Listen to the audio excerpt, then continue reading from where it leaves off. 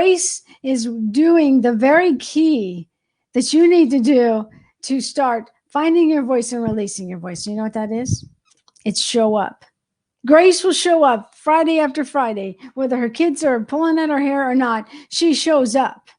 I think that's like the key, Grace. When you show up, you give yourself a chance. I mean, yeah, you show up through bad hair days, good hair days, because it's not about you. When it's all said and done, it's about like, okay, there has to be quiet in here, kids. No, this is like when I show up and there's noise in the kitchen, Dave's like, I'm not going to interrupt my life. So I just show up. Noisy podcasts, a little bit of clanging in the back. I like how you said there's something deep down inside you. And I think it's the angst. I think God deposited in you and he wants you to trust him to bring that out. And when I talk about voice, it could be your painting, it could be your worship, it could be anything. Yeah, it definitely your voice. It doesn't have to be on social media. And it reminded me of a story.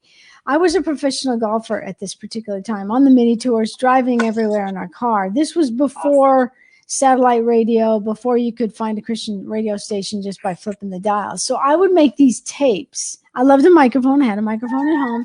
I would make these cassette tapes, and I called it the KYSS series, Know You're Someone Special.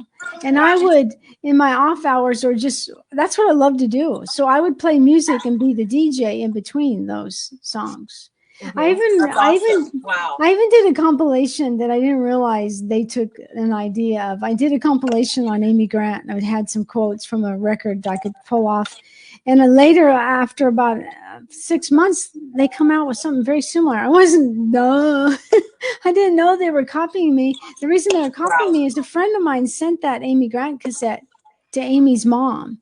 And she wrote back saying that was the most precious thing that she'd ever heard.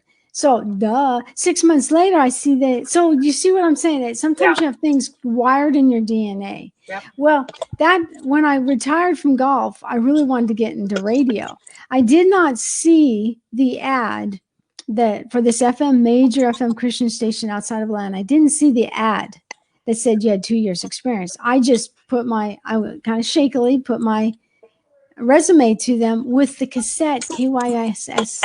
They didn't know it wasn't a real radio because the ad said you had to have 2 years experience. I didn't have 2 years experience. And long story short, I ended up getting hired on that tape.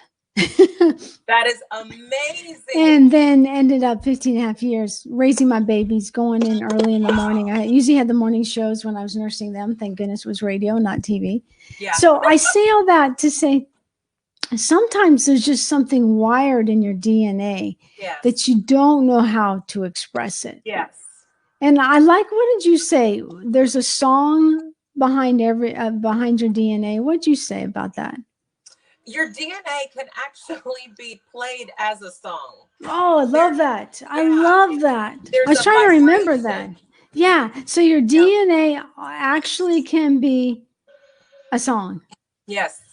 So I was thinking about that. I was telling Dave about that, what you said. And Dave's my husband, by the way.